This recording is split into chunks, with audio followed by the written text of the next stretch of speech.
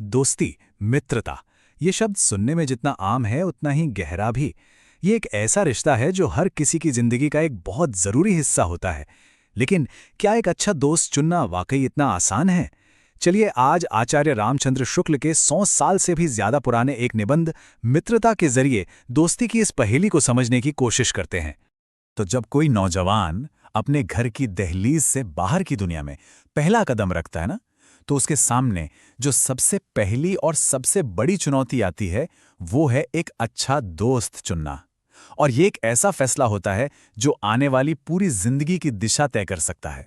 और बस यहीं से शुरू हो जाती है दोस्ती की पहली और सबसे बड़ी चुनौती, खास तौर पे युवावस्था में, जब मन और स्वभाव ना एक कच्ची मिट्टी की तरह होता है। उस पर किसी भी तरह की संगत का असर बहुत जल्दी और बहुत गहरा पड़ता है। आचार्य शुक्ल ने क्या खूब कहा है, सोचिए। वो कहते हैं कि युवावस्था में हम एक कच्ची मिट्टी की मूरत जैसे होते हैं। अब ये बनाने वाले पर है कि वो हमें राक्षस बना दे या देवता। मतलब साफ है, हमारी संगत, हमारी कंपनी ही ये तय करती है कि हमारा चरित्र किस तरफ जाएगा। तो इस मुश्किल सफर में हमारा गाइड कौन बनेगा? ये हैं आचार्य रामचंद्र शुक्ल, हिंदी साहित्य के वो महान निबंधकार जिन्होंने जिंदगी के सबसे जरूरी सफर के लिए एक तरह से एक नक्शा ही तैयार कर दिया है।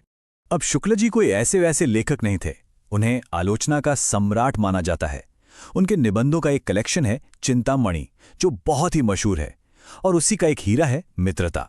और यह सिर्फ एक निबंध नहीं है, बल्कि एक प्रैक्टिकल गाइड है जो आज 100 साल बाद भी उतनी ही काम की है।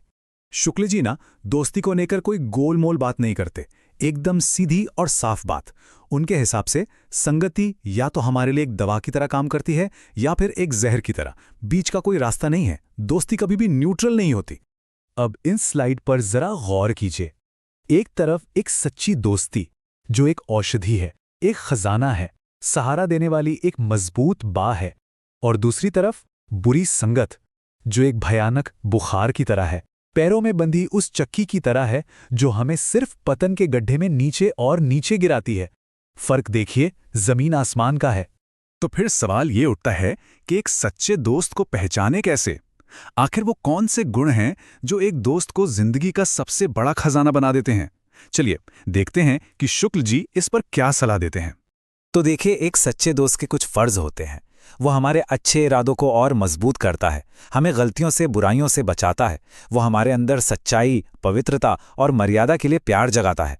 और हाँ, जब हम गलत रास्ते पर जाने लगते हैं ना, तो वो हमें टोकता है, सावधान करता है, और जब हम हिम्मत हार जाते हैं तो वो हमारा हौसला बढ़ाता है। और ये उपमा तो वाकई अद्भुत है। शुक्ल जी कहते हैं कि सच्ची दोस्ती में एक अच्छे वैद्य, एक अच्छे डॉक्टर जैसी समझ और परख होती है, और एक अच्छी माँ जैसा धैर्य और कोमलता होती है। मतलब एक अच्छा दोस्त हमारी कमियों को बड़ी समझदारी से पकड़ता है और फिर उन्हें बहुत प्यार से दूर करने में मदद करता है। अच्छा, अब सिक्के का दूसरा पहलू भी देख लेते हैं, बुरी संगत, जिसे शुक्ल जी एक भयानक बुखार कहते हैं। ये एक ऐसा धीमा जहर है जो चुपचाप असर करता है और हमें पता तक नहीं चलता। इसकी शुरुआत होती कैसे है? पहले पहल बुरी आदतें या भद्दी बातें हमें कोई खास नुकसानदायक नहीं लगती, कभी कभी तो मजेदार भी लगती हैं, है ना? और हम उन्हें एक आम बात समझकर नजरअंदाज कर देते हैं। और बस यहीं से शुरू होता है पतन का वो धीमा सिलसिला। सबसे पहले इंसान बुरी बातों का आदी होता है, फिर उनके लिए मन में जो एक नफरत होती है वो कम होने लगती है। धीरे धीरे वो उन्हें स्वीकार करने लगता है और आखिर में वो खुद ही बुराई का पुजारी बन जाता है। लेकिन सोचने वाली बात यह है कि ऐसा होता क्यों है? बुरी चीजों के लिए जो एक नेचुरल नफरत होती है वो आखिर खत्म क्यों हो जाती है? इसका जवाब बहुत गहरा है। शुक्ल जी के शब्द हैं, क्योंकि विवेक कुंठित हो जाता है। इसका मतलब है कि हमारे सही और गलत को पहचानने की जो क्षमता है, जो समझ है, वही खत्म हो जाती है। बुरी संगत सिर्फ हमारे व्यवहार को नहीं, बल्कि हमारी सोच की जड़ पर ही हमला करती है। तो इस पूरी बातचीत का, इस पूरे विश्लेषण का सबसे बड़ा सबक क्या है? वो कौन सी एक बात है जो हमेशा गांठ बांध कर रखनी चाहिए? ये पुरानी कहावत इस पूरे निबंध का सार है। इसका मतलब सीधा सा है कि काजल की कोठरी में कोई कितना भी होशियार या चालाक बनकर क्यों ना जाए, काजल की एक न एक लकीर उसे लग ही जाएगी। कहने का मतलब ये कि बुरी संगत का असर होना तय है और इससे बचना लगभग नामुमकिन है।